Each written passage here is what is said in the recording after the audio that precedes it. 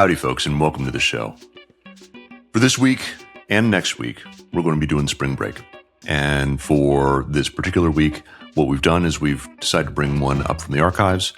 This particular episode is fantastic and definitely worth a re-listen if you've heard it before, or listen if you haven't. Kelly and Juliet Starrett are two leading health and fitness individuals whose focus on mobility and the ability to take care of yourself going forward is incredible.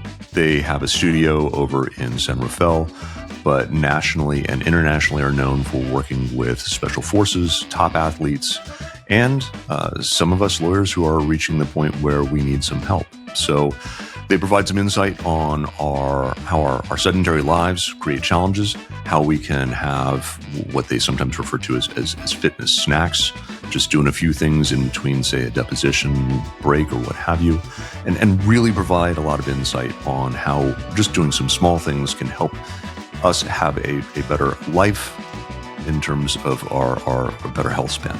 So I hope you enjoy it and look forward to catching up with folks when we are back for our regular sessions. Take care. Happy hunting.